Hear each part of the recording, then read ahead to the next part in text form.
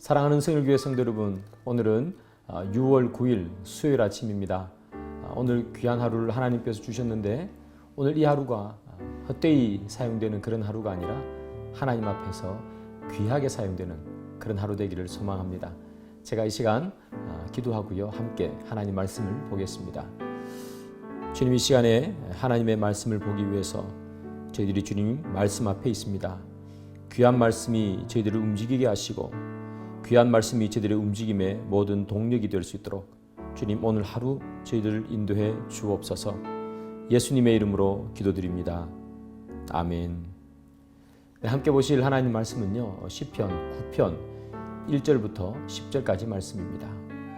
내가 전심으로 여호와께 감사하오며 주의 모든 기이한 일들을 전하리이다. 내가 주를 기뻐하고 즐거워하며 지존하신 주의 이름을 찬송하리니 내 원수들이 물러갈 때 주 앞에서 넘어져 망함이니이다. 주께서 나의 의와 송사를 변호하셨으며 보좌에 앉으사 의롭게 심판하셨나이다. 이방 나라들을 책망하시고 악인을 멸하시며 그들의 이름을 영원히 지우셨나이다. 원수가 끊어져 영원히 멸망하여 싸우니 주께서 무너뜨린 성읍들을 기억할 수 없나이다. 여호와께서 영원히 앉으시며 심판을 위하여 보좌를 준비하셨도다. 공의로 세계를 심판하시며 정직으로 만민에게 판결을 내리시리로다. 여호와는 압제를 당하는 자의 요새이시오 환난 때의 요새이시로다. 여호와여, 주의 이름을 아는 자는 주를 의지하오리니 이는 주를 찾는 자들을 버리지 아니하심이니이다. 네, 오늘 보실 시편은 시편 9편인데요. 시편 9편은 다윗이 쓴 그런 시편이죠. 이 다윗이 과거에 예전에 있었던 하나님의 그 구원의 은총을 회상하면서 하나님께 찬양하는 그런 시가 바로 시편 9편의 말씀입니다. 오늘 시편 9편을 시작할 때 다윗이 이렇게 이야기해요. 여호와 하나님께 감사하고 또 즐거워하고 기뻐하고 찬양한다. 그렇게 기록하고 있죠. 이렇게 뭐가 그렇게 감사한 일이 많아서 감사하고 기뻐하고 즐거워하고 그리고 찬송한다고 그리고 전한다고 그렇게 이야기할까? 그것은 바로 3절에 있는 내용 때문이겠죠. 3절을 보면요, 원수들이 물러갔다 이렇게 기록되어 있습니다. 아마 다윗을 둘러싸고 있던 원수들이 다윗을 힘들게 하고 다윗을 옥죄고 있던 그런 순간이었나 봅니다. 그런데 이 원수들이 다 물러가고요, 이 다윗을 괴롭히던 원수들이 멸망에 빠져버렸죠. 그래서 이 다윗이 너무 감사한 나머지 기뻐하고 즐거워하고 찬양하고 이렇게 여러 번 반복해서 이야기하는 거거든요. 그러면 이 원수들이 물러갔는데 왜 그렇게 물러갔을까? 이유가 뭘까? 그것은 바로 4절이 보여주고 있습니다. 우리 성경에는요, 나타나지 않는데요, 원어에 보면 이 4절 앞에 접속사가 하나 있어요. 그 접속사가 뭐냐 하면 왜냐하면이라는 단어예요. 그래서 3절에서 이 원수들이 물러갔어요. 4절이 그 이유를 밝혀주죠. 왜냐하면입니다. 왜냐하면 이유가 뭐냐 하면 하나님께서 나의 송사를 변호해 주셨기 때문에, 그리고 하나님께서 심판장이 되어서 심판해 주셨기 때문에 그렇게 원수들이 물러갔다 이렇게 표현하는 거죠. 그래서 이 다윗이 원수들이 자기들을 괴롭히다가 그 물러간 이유가 뭐냐 하면 첫 번째는 이 하나님께서 자기를 변호해 줬다는 얘기입니다. 두 번째는 하나님께서 다윗의 손을 들어주시는 그런 심판장이 되셨다. 그렇게 이야기하는 거죠.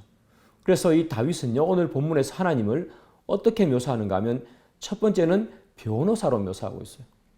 또 두 번째는 뭐냐 하면 판사로 묘사하고 있습니다. 하나님은 우리의 변호사죠. 여러분, 변호사가 어떤 일을 하시는지는 뭐 굳이 제가 설명 안 하더라도 잘 아실 겁니다.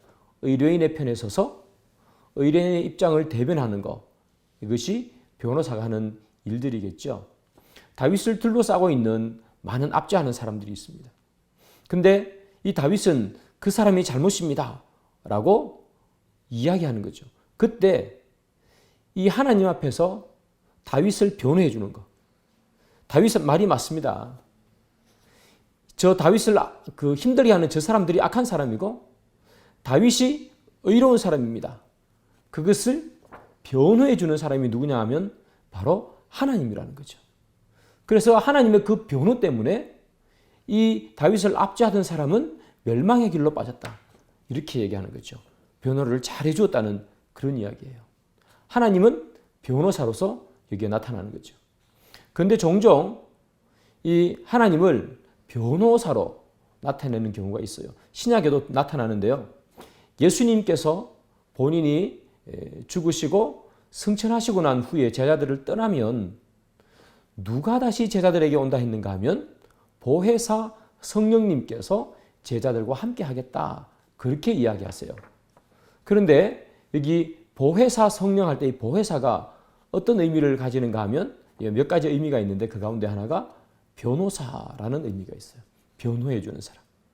그래서 이 예수님께서 떠나가셔도 제자들 편에 서서 제자들의 말을 들어주고 그리고 제자들을 대변해서 이야기해 주는 사람, 그것이 바로 보혜사 성령이 제자들에게 온다 하는 거죠. 그러니까 제자들에게 너희들은 너무 두려워하지 말고 내가 없다고 해서 무서워하지 말라. 너희들을 변호해 줄 보혜사, 변호사이신 성령 하나님께서 오신다. 그렇게 얘기하는 거죠. 그래서 이 성령님께서 오셔서 제자들을 변호해 주는 거죠. 하나님 앞에 섰을 때에 하나님, 이 사람들은 나의 복음을 전파하기 위해서 힘들고 어려운 그런 순간들을 다 이겨내고 내 복음을 전했던 그런 제자들이 맞습니다. 이렇게 성령님께서 변호해 준다는 거죠. 여러분, 성령님께서 변호해 주면 그런 판결이 어디에 있겠습니까? 그래서 성경은 종종 하나님을 변호사로 이렇게 묘사하는데요. 오늘 본문에서 이 다윗이 바로 하나님은 나의 변호사다. 이렇게 얘기하는 거죠. 여러분, 하나님께서 다윗의 변호사이기 때문에 또한 하나님은 누구의 변호사일까요? 우리의 변호사인 겁니다. 하나님께서 우리를 대신 변호하시죠. 우리의 잘못과 우리의 연약함과 부족함이 있음에도 불구하고 우리를 뭐로 변호해 주시는 거예요? 이 사람은 하나님의 자녀입니다. 이렇게 변호해 주는 거죠. 예수님께서 십자가에 달려 돌아가셔서 우리의 죄를 없애주시고 우리를 하나님의 백성으로 삼으시고 인치시고 그러셨기 때문에 하나님께서는 우리를 변호해 주는 거예요. 이 사람은 하나님의 백성입니다. 그렇게 변호해 주는 거죠. 그래서 여러분, 우리가 하나님의 백성이고 우리가 구원을 확신할 수 있는 이유는 뭐냐 하면 우리가 무엇인가 확신할 수 있는 일을 해서가 아니라 하나님께서 우리의 변호사가 되어주시고 성령님께서 우리의 변호사가 되어주시기 때문에 우리는 구원을 확신하는 것이고요. 하나님의 백성임을 믿는 거죠. 또 오늘 본문에 보면 이 다윗이 하나님을 무엇이라고 묘사하는가 하면 판사로 묘사합니다. 그분은 판사이십니다. 하나님께서 판결을 정확하게 내려주셨기 때문에 이 악인들이 멸망에 빠지고 악인에 의해서 둘러싸인 내가 구원을 얻었습니다. 그렇게 고백하는 것이 오늘 본문인데요. 여러분, 하나님은 판사이시죠. 그런데 오늘 본문에 보면 하나님은 판사로 묘사되어 있는데요. 하나님께서 판결을 내리는 기준이 있어요. 그 기준이 뭔가 하면 바로 8절에 나타나시죠.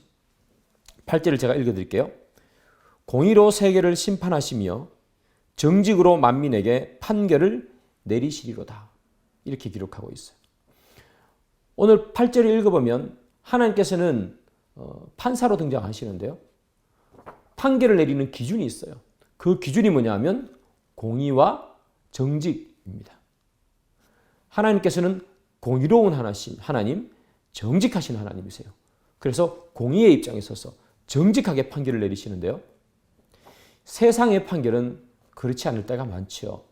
특별히 법 체계가 똑바로 서 있지 않는 그 옛날 시대, 또 이스라엘 시대 같은 경우에는 사실은 판결이 정확하게 내려지지 않았을 때가 많습니다. 권력이 있는 사람이 권력의 힘으로 판결을 굽게 했고요. 그리고 돈이 있는 사람이 돈을 가지고 재판장을 사서 판결을 바꿔버리기도 했어요. 그래서 많은 선지자들은 왜 너희들이 판결을 올바르게 하지 않느냐? 너희들이 하나님 앞에 어찌 그렇게 판결을 똑바로 하지 않고 하나님을 무서워하지 않느냐? 그렇게 소리쳤는데요. 이사야서 59장 4절에 보면 이사야가 소리치는 장면이 나오죠. 공의대로 소송하는 자도 없고 진실하게 판결하는 자도 없으며 허망한 것을 의뢰하며 거짓을 말하며 악행을 잉태하여 죄악을 낳으며 이렇게 얘기하죠. 이사야도 이야기하는 게 뭡니까? 판결하는 자, 진실하게 판결하는 자가 없도다. 이렇게 이사야서 59장 4절에 이야기해요. 세상은 진실하게 판결하지 못할 때도 있습니다. 또한 여러분, 세상은요, 판결을 잘못할 때도 있어요. 사람의 지혜의 부족함과 그리고 사람의 지식의 부족함 때문에 사람은 꼭 뇌물을 안 받았을지라도 사람이 가지고 있는 한계 때문에 재판을 잘못할 때가 있어요. 우리도 가끔씩 그런 거 보잖아요. 재판을 했는데 나중에 알고 보니까 범인이 다른 사람이었다. 우리 얼마 전에 뉴스에 나오는 것처럼 화성 연쇄 살인 사건. 왜? 알고 보니까 억울한 사람이 피해를 입었던 거죠. 그래서 사람은 그렇게 뇌물을 받아서 재판을 굽게 할 수도 있지만 또 사람이 가지고 있는 지혜의 한계 때문에 재판을 잘못할 수도 있어요. 그러나 우리 하나님께서는 돈이 필요한 분이 아니시기에 뇌물을 받는 분도 아니시고요. 우리 하나님은 지혜가 무한하신 분이시기 때문에 사람처럼 실수하는 분도 아니시죠. 그래서 하나님께서는 공의와 정직으로 심판하시는 거예요. 그래서 하나님께서 많은 사람들 앞에서 우리를 세워놓으시고 판결하실 때 하나님은 공의와 정직으로 판결하십니다. 그렇다면 우리가 이렇게 볼 수 있죠. 나는 세상에 살 때 올바르게 살지 못했고, 나는 세상에 살 때 정직하게 살지 못했고, 나는 세상에 살 때 악함을 나타내며 살 때도 많았는데, 그렇다면 하나님께서 공의와 정직으로 심판하면 우리는 다 지옥 가는 거 아닐까요? 라고 말할 수 있습니다. 예, 맞죠? 우리는 세상에 살 때 죄 짓지 않고 사는 경우가 없죠. 때로는 거짓말도 하고 때로는 누구를 골탕 먹이기도 하고 힘들게도 만들고 하면서 살아가는 것이 우리입니다. 그러나 여러분 기억하십시오. 그 모든 우리의 잘못과 허물을 예수님께서 다 지시고 돌아가셨어요. 그래서 우리의 부족함은 예수님께 다 전가됐고요. 우리는 어떤 사람이 되는 거예요? 하나님 앞에서 의로운 백성이 되는 거예요. 그래서 하나님께서는 우리를 바라보실 때에 우리의 죄를 바라보시는 것이 아니라 예수님께서 십자가를 통해서 우리의 죄를 없애주신 그 의로운 모습으로 우리를 봐주시는 거죠. 그래서 주님께서는 우리를 의롭다 하시고 우리를 구원해 주시는 것입니다. 사랑하는 여러분, 우리가 오늘 본문을 통해서 기억해야 할 것은 하나님은 변호하시고 판결을 내리시는 분이다. 그래서 하나님께서는 우리에게 변호를 하시되 우리는 예수님 때문에 의인이 됐기 때문에 의로운 판결, 우리에게 의로운 그런 판결을 내려주실 뿐만 아니라 예수님 때문에 우리는 의로운 사람이 되었기에 우리에게 무죄함을 선고하시고 우리를 어렵게 하는 사람들에게 유죄를 선고하시는 그런 분이시다. 사랑하는 여러분, 이 얼마나 축복된 인생입니까? 세상 많은 사람들은 이 세상을 살 때에 열심히 살기도 하고 또 재미있게 살기도 하지만 그러나 죽음 이후의 삶, 그 삶을 아무도 준비하지 않죠.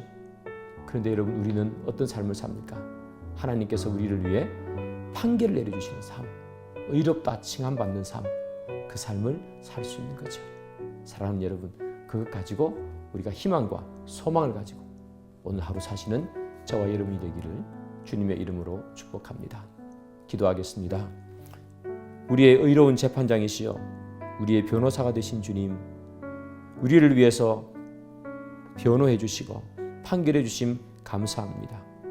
저희들은 부족하지만 예수님 때문에 저희들이 죄가 없는 자임을, 그리고 하나님의 백성님을 그렇게 판결하게 해주신 것 감사를 드리오니 하나님의 백성으로 부끄러움 없는 삶 오늘 하루도 살아갈 수 있도록 주님 인도하여 주옵소서.